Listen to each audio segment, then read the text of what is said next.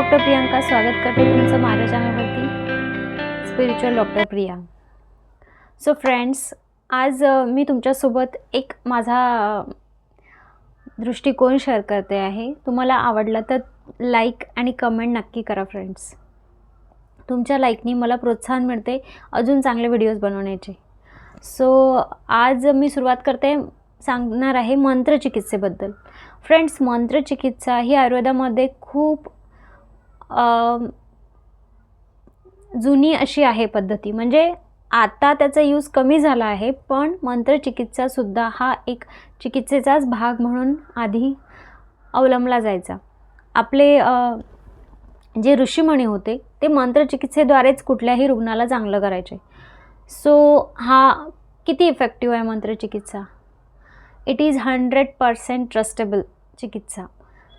But one needs to understand की ती चिकित्सा तेव्हाच काम करते जेव्हा तुम्ही स्वतः तेवढे आध्यात्मिक आहात, तुमचा त्या गोष्टीवर तेवढा विश्वास आहे आणि तुम्ही ती गोष्ट करायला तयार आहात पूर्ण मनापासून.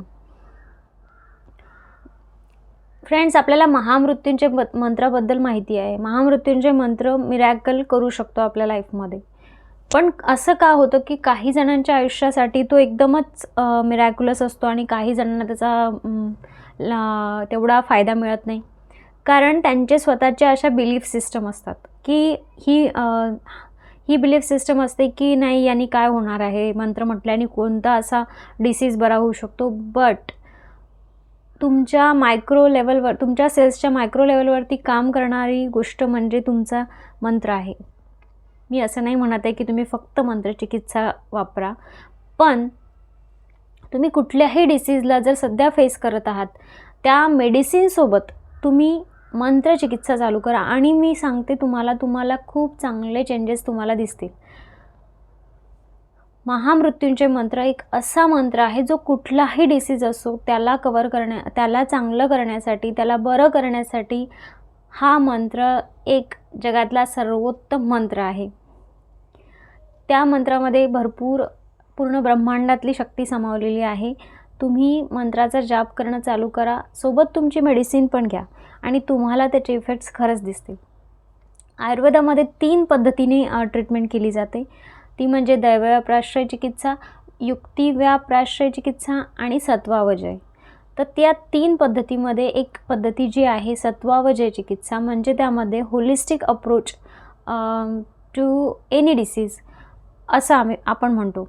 म्हणजे आपण ज्या आपल्या जुन्या परंपरा आहेत, जसं की होम हवन करणं किंवा मंत्र जाप करणं किंवा देवाचं नाव घेणं, ह्या सगळ्या गोष्टींचा वापर त्याच्यामध्ये केला जातो. सदवृत्ताचं पालन करणं, सदवृत्तचं पालन केल्याने किती चेंजेस होतात हे सुद्धा डिटेलमध्ये आयुर्वेदामध्ये सांगितलं गेलेलं आहे. ह्या छोट्या छोट्या ज्या गोष्टी असतात की आपण त्याला निग्लेक्ट करतो. जसं लहानपणापासून आपल्याला बऱ्याच अशा गोष्टी सांगितल्या असतात आपल्या मोठ्या माणसांनी, आई बाबा किंवा आपल्या आजी आजोबांनी, ज्या आपण फॉलो करत नाही. त्यामुळेच आपल्या आयुष्यात अशा वेगवेगळ्या गोष्टी येतात, रॅदर दॅन आपण त्या ओढवून घेतो. कारण आपण आपल्या रूट्सला विसरलो आहे, आपण आपल्या मुळांना पूर्णपणे विसरलेलो आहे की आपण कुठून आलेलो. आपण सनातनी आहोत आणि आपल्या ज्या परंपरा आहेत, आपल्या ज्या ट्रॅडिशन्स ज्या बनवल्या गेल्या, आपल्या ऋषीमुनींनी बनवल्या, त्या अशाच नाही बनवलेल्या. त्याच्या प्रत्येक गोष्टीमागे सायंटिफिक रिझन आहे. सूर्याला अर्घ्य देण्यापासून प्रत्येक गोष्टीला प्रत्येकच जी आपली रिच्युअल होती ना, ती सायन्ससोबत जोडल्या गेलेली आहे. पण आपण सायंटिफिकली ते फॉलो नाही करणार. या दृष्टिकोनातून त्या गोष्टी त्यांनी आपल्या अध्यात्मासोबत जोडल्या, जेणेकरून आपण त्या करू. जर त्या आपण केल्या तर आपल्या बॉडीला त्याचा चांगला फायदा मिळेल, ना की तो दुसऱ्यांना.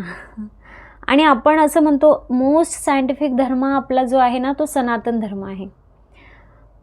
सगळ्या धर्मांमध्ये एकच गोष्ट सांगितलेली आहे की सगळ्यांशी चांगलं वागा, प्रेमाने वागा, ह्या सगळ्या गोष्टी सांगितलेल्याच आहेत.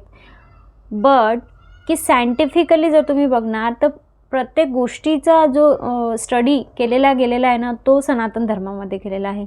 जेवढे स्क्रिप्चर्स तुम्हाला दिसतील आपले, त्या प्रत्येक गोष्टीमध्ये अध्यात्मासोबत सायन्स आहे. because everything is connected. So this is for today.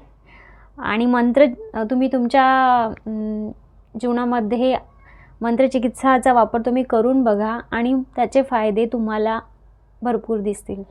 Thank you friends.